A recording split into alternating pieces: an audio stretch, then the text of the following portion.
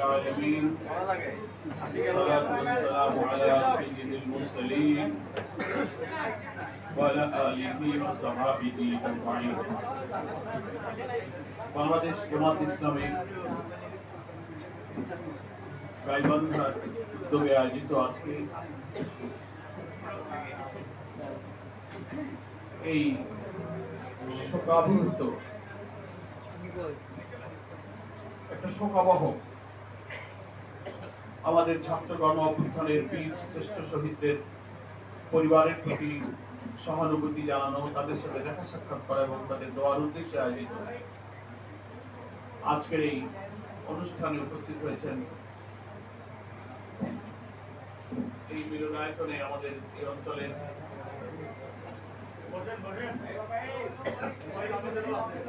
অনেক সুদীর্ঘ আলেম ওলামা, ছাত্র, শিক্ষক, বিশেষ করে আমাদের গর্বিত শহীদদের সম্মানিত মা, বাপ, স্ত্রী, সন্তান, ভাই ও তার আত্মীয় স্বজন এবং আজকের এই অনুষ্ঠানের সভাপতিত্ব করছেন গাইবান্ধা জেলার সংগ্রামী আমির, সাবেক উপজেলা চেয়ারম্যান মজলুম জননেতা জনাব আব্দুল করিম ভাই।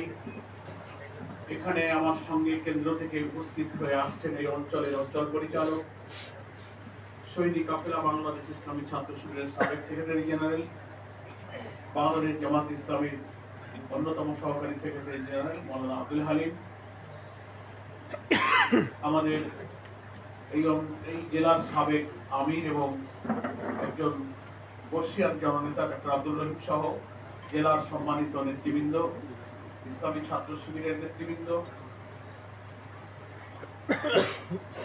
ছাত্র আন্দোলনের যারা সমন্বয়কের দায়িত্ব পালন করেছিলেন এই অঞ্চলের সেই সমন্বয়ক এবং অন্যান্য বিএনপি, জাতীয় পার্টির অন্যান্য বিভিন্ন রাজনৈতিক দলের যারা উপস্থিত আছেন, আমার সেই সব রাজনৈতিক বন্ধু এবং বিশেষ করে আমার সাংবাদিক গণমাধ্যমের কর্মী বন্ধুগণ, আমি আল্লাহ তাআলার কাছে আপনাদের সকলকে নিয়ে এই জন্য শুকরিয়া জানাচ্ছি, যেটা আমাদের মৌলানা আব্দুল হালিম ভাই বক্তব্যের সময় বলেছেন যে আমরা এই 5ই আগস্টের আগে এটা কল্পনা করতে পারি যে গাইবান্ধা সহ সারা দেশের কোন জায়গায় আমরা জামাত ইসলামী বা বিরোধী দলের লোকেরা একটা খোলামেলা উন্মুক্ত পরিবেশে বসে একটা মিটিং করতে পারব। আজকে ইতিহাসের অবিস্মরণীয় ছাত্রগণ অভ্যুত্থান 5ই আগস্টের হাজার হাজার শহীদের রক্তের উপরে দাঁড়িয়ে এই বাংলাদেশ ফ্যাসিস্ট অত্যাচারী শাসক থেকে মুক্ত হয়েছে। বিষ-ঢালা রক্তের রাজপথের উপরে দাঁড়িয়ে আজকে বাংলার 78 কোটি মানুষ স্বস্তি এবং শান্তির নিঃশ্বাস ফেলছে। এই জন্য আমরা আল্লাহর কাছে শুকরিয়া আদায় করছি। আলহামদুলিল্লাহ। একটা মিলনায়তন অনুষ্ঠান করছি। রাজধানী ঢাকা থেকে শুরু করে সারা দেশে, শহরে, নগরে, বন্দরে, গ্রামে গঞ্জে সকল রাজনৈতিক দল বা নির্বিশেষে মানুষের মধ্যে এখন একটি উচ্ছ্বাস, আনন্দ, ভক্তি, সুবাতাস তারা আজকে ভোগ করতে পারছে। এই কারণে আমরা আল্লাহ তাআলার কাছে শুকরিয়া আদায় করছি। আলহামদুলিল্লাহ। আজকের এই অনুষ্ঠানটা নিশ্চয়ই আপনারা অনুভব করেছেন, খুবই একটা আবেগময়। এটা কোনো প্রতিবাদ সভা নয়, কোনো বিক্ষোভ নয়। আমাদের প্রিয় শহীদদের স্মরণ করা, তাদের জন্য দোয়া, তাদের স্ত্রী, তাদের মা, তাদের সন্তান, তাদের ভাই বোনদের সঙ্গে দেখা করা, তাদের কষ্টের কিছু কথা, অনুভূতি শোনা। এই অনুষ্ঠানে আমরা সকলেই যে কয়েকজন শহীদের পরিবারের মায়ের, স্ত্রীর কথা আমরা শুনলাম, তাদের নিষ্ঠুরভাবে হত্যা করার যে বর্ণনা, তাদের মনের বুকের যে কষ্ট তারা ব্যক্ত করেছে, সেগুলো শুনলে আমরা সকলে আমরা আল্লাহ তাআলার কাছে দোয়া করি এই সকল শহীদদেরকে আল্লাহ পাক শাহাদাতের মর্যাদা দান করুন। আমিন। জান্নাতুল ফিরদৌসে তাদেরকে আল্লাহ পাক উচ্চ মর্যাদা দান করুন। আমিন। আর হাজার হাজার ছাত্র জনতা এখনো আহত হয়ে দেশের বিভিন্ন হাসপাতালে চিকিৎসাধীন আছে। কারো পা নাই, কারো হাত নাই, কারো চোখ নষ্ট হয়েছে, মগজের মধ্যে গুলিবিদ্ধ হয়েছে, বিদেশে দিতে হবে, হাত কেটে ফেলেছে। অন্তর্বর্তীকালীন সরকারের প্রধান উপদেষ্টা ডক্টর ইউনূস সাহেব আহতদের হাসপাতালে দেখতে গিয়েছিলেন, নিউজে দেখেছেন।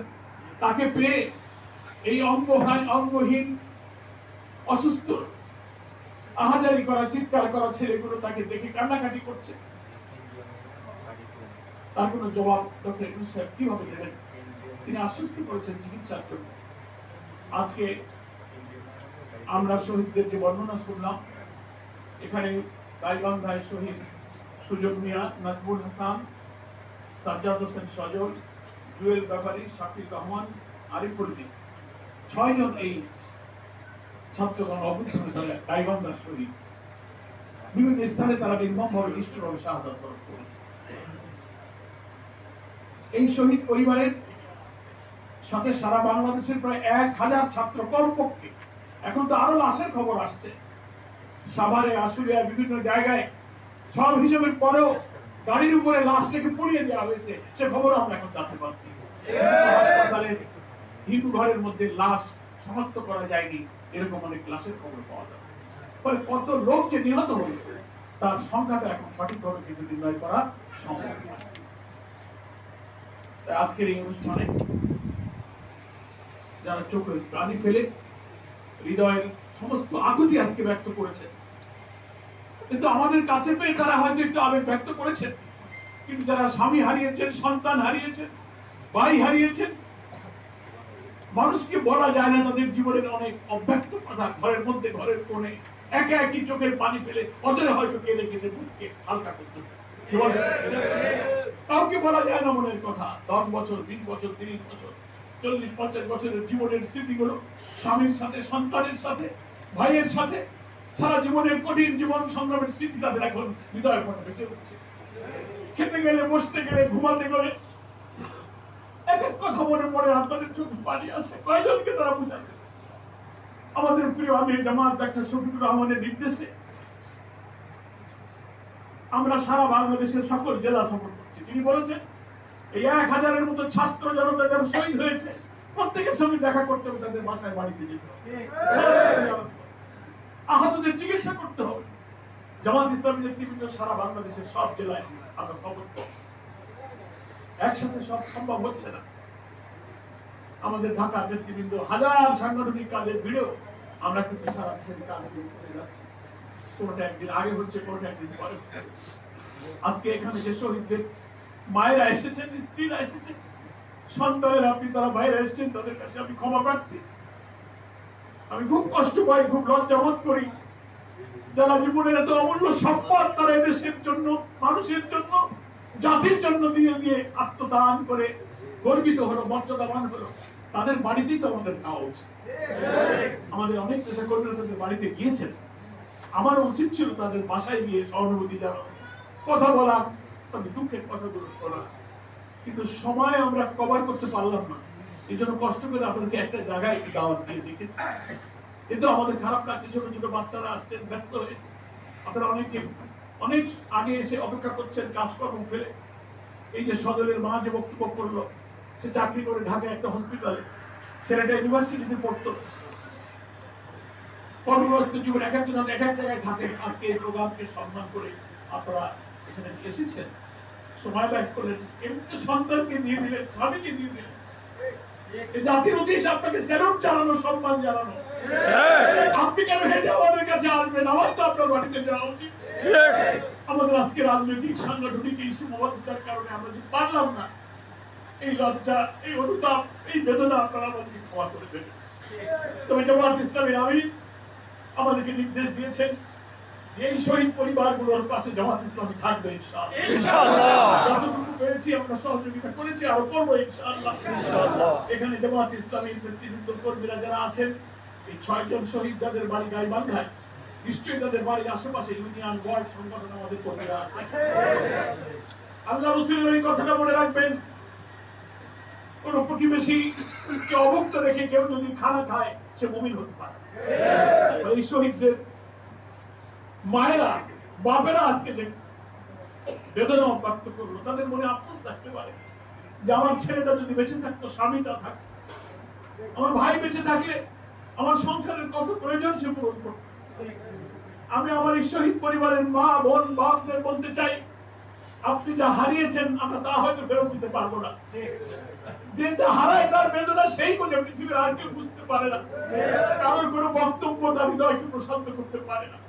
তার ভিতরে বুকটা কিভাবে যে ছিঁড়ে ফুটো হয়ে যায় তিনি সেটা উপলব্ধি করতে পারে। কিন্তু আমি আপনাদের কাছে এইটুকু কথা দিতে পারি যে আল্লাহ তাআলার দিকে চেয়ে যদি আপনি সবর করেন এবং নিজের ইমানের দাবিকে এই বুঝ আপনার নিজেকে নিজেই দিতে হবে যে আমার স্বামী, আমার সন্তান, আমার ছেলে, আমার ভাই কিন্তু আল্লাহ দিয়েছিলেন, তার হায়াত আল্লাহ ঠিক করে রেখেছে। ওমা কানা লিনাফসিন আন তামুতা ইল্লা বিইজনিল্লাহি কিতাবান মুআজ্জালা। কোন প্রাণীর মৃত্যু হয় না সেই সময় আসা পর্যন্ত, যতক্ষণ না সেই সময়টা আল্লাহ নির্দিষ্ট করে রেখেছে।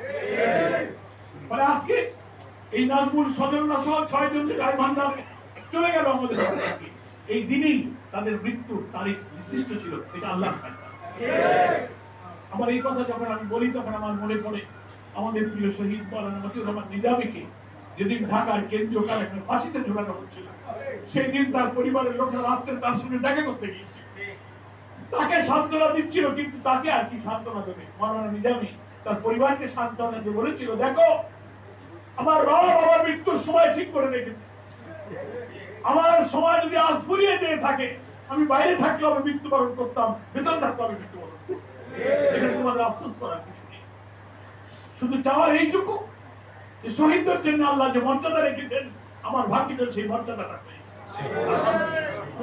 আমি নাজমুল সজলদের মা, স্ত্রী, সন্তান, ভাই যারা এসেছেন তাদেরকে এই সান্ত্বনাই আমি দেবো যে আপনি আপনার রবের উপর ঈমান রাখুন এবং বিশ্বাস করুন যে আল্লাহর এটাই ছিল নির্দিষ্ট দিন। বাড়িতে থাকলেও মরতো, যেখানেই হোক মৃত্যু তার প্রতি, ওটাই তার মৃত্যু যারা নির্দিষ্ট ছিল। কিন্তু সেই মৃত্যুতে আপনি সম্মানিত, আপনি গর্বিত, আপনি মর্যাদাবান। কোটি কোটি মানুষের, অনেক মানুষই তো মারা যায়, কয়জনের মৃত্যু মতো স্মরণ করে, কয়জনের নাম মানুষ মুখে নেয়, কয়জনের দিকে দোয়া করে। ফলে আপনি তো শহীদদের একজন গর্বিত মা, গর্বিত পিতা, গর্বিত ভাই। যে আপনার ছেলে সন্তান, আপনার ভাইয়ের জন্য সারা জাতি নয়, সারা দুনিয়া আপনার ছেলেকে, সন্তানকে, ভাইকে মর্যাদার সাথে স্মরণ করছে। আপনারা গর্বিত। সজলের ভাই তো বলল, তার বিধগ্ধ বিকৃত লাশ পাওয়ার পর দেশপ্রেমিক সেনাবাহিনী তার লাশকে স্যালুট করে সম্মান দিয়ে তার লাশকে হস্তান্তর। এই তো আপনার মর্যাদা। কত লক্ষ কোটি মানুষ মারা যায়, কেউ তার খবর রাখে না। আমার প্রিয় ভাইরা, আমার শহীদ পরিবারের সদস্যদেরকে এটি বলবো যে আপনারা মন খারাপ করবেন, দুনিয়াতেও আপনারা মর্যাদা পান। এই স্বৈরাচারী, ফ্যাসিস্ট, অত্যাচারী আওয়ামী শাসকের নিষ্ঠুর নির্যাতনের ইতিহাস লেখা হবে, তার অপমানজনক লজ্জিত হয়ে দেশ ছেড়ে পালিয়ে যাওয়ার ইতিহাস লেখা হবে। যুদ্ধে আমরা চলে যাব, কিন্তু এই গণ অভ্যুত্থানের ইতিহাসে স্বর্ণজনক করে আপনার স্বামী, সন্তান, পিতার নাম উল্লেখ করে লেখা থাকবে। আমরা চলে যাব, আমরা মরে যাবো, এই জাতি, এই দেশ যুগ যুগ ধরে এই শহীদদেরকে স্মরণ করবে। এরা ইতিহাসের শ্রেষ্ঠ বীর। আমাদের আমির বলেছেন এরা হচ্ছে জাতীয় বীর। এদেশের মানুষের মুক্তি, নিরাপদ বাংলাদেশ, নতুন বাংলাদেশ গড়ার পিছনে এদের রক্ত, এদের ত্যাগ, এদের আত্মদান, এদের চোখের পানি, এদের পরিবারের দুঃখ কষ্ট ইতিহাস হয়ে থাকবে। আপনারা সম্মানিত, আপনারা গর্বিত, আপনারা কখনো হতাশ, আপনারা মর্যাদা পান। এবং এইটা বিশ্বাস রাখবেন যে আল্লাহর তরফ থেকে এই মৃত্যুর সময় যদি নির্ধারিত ছিল, হাজার চেষ্টা করে আপনি আপনার স্বামী, সন্তান, ভাইকে বাঁচাতে পারতেন না। আর মৃত্যু যদি নির্দিষ্ট না থাকতো তো শতগুলি করলেও ওটার মতো না। এটার নাম হচ্ছে তকদীর, এটার নাম হচ্ছে ঈমান। আমার মা, আমার বাপ, আমার ভাইদেরকে বলবো এইটা ভেবে আপনি সবর দেবেন। আমার কথা আপনার দিল শান্ত হবে না, কিন্তু আল্লাহর এই ফয়সালার প্রতি থাকবেন, হৃদয়টা প্রশান্ত হবে। কাঁদবেন, কিছুদিন চোখের পানি যাবে, কিন্তু আল্লাহ ধীরে ধীরে আপনার হৃদয়কে প্রশান্ত করবে। আর আমার জামাত ইসলামী ভাইরা, এই পরিবার 6টির পাশে যারা যেখানে বসবাস করছেন, প্রতিনিয়ত এই পরিবারের প্রয়োজন, দুঃখ, কষ্ট, অভাব, অনটন, ভালো মন্দ, মনের বেদনা আপনারা একটু খোঁজ খবর রাখবেন, পাশে থাকবেন। কখন ঈদ আসে, কখন তাদের মনে বেদনা হয়, ঈদের দিন ছেলেটার কথা মনে পড়বে, একটু সেলাই যখন খাবে, একটু গোশ ফুকে দেবে, স্বামী আর ছেলেকে তখন তারা খুঁজবে। এই যে ছোট মাসুম বাচ্চা যখন বড় হবে, বাপকে চিনবে না, বাপকে ডাকতে পারবে না, নতুন জামা নিয়ে বাচ্চাদের কাছে বাপ আর আসতে পারবে না। এই দিনগুলোতে আমার কর্মী ভাইয়েরা শহীদের পরিবারে আপনারা থাকবেন, রাজি আছেন? জামাত ইসলামী আপনাদের পাশে থাকবে, দেশ আপনাদের পাশে ইনশাআল্লাহ থাকবে। আপনারা হতাশ হবেন না। এবং আমার বিশ্বাস, আমি শহীদের পরিবারকে দেখেছি যে সাময়িক যিনি চলে যায় তাকে হয়তো আমরা আপনার বুকে ফিরিয়ে দিতে পারি না, কিন্তু আয় উপার্জন, সংসার, অন্যান্য প্রয়োজনে আল্লাহ তাআলা এই শাহাদাতের বরকতে তার পরিবারকে অনেক বরকত দিয়ে আল্লাহ তাআলা অনেক সালামত ইজ্জতের সাথে তাদেরকে রাখেন। এই ইজ্জতে আপনার সংসার ইনশাআল্লাহ পরিপূর্ণ হয়ে যাবে। আর আখিরাতেও এই শহীদরা মর্যাদা পাবে। কি বলেন, ঠিক না? দুনিয়াতেও মর্যাদা পেল, আখিরাতেও পাবে। আল্লাহ তাআলা বলেছেন, ওয়ালা তাকুলু লিমান ইউকতালু ফি সাবিলিল্লাহি আমওয়াত। আল্লাহর পথে যারা জীবন দেয় তাদের তোমরা মৃত বলো না। কত মর্যাদা! আপনি তো বলতেন আমার স্বামী, আমার ছেলে মারা গেছে, আল্লাহ বলছেন নো, ওয়ালা তাকুলু, বলো না তারা মরে।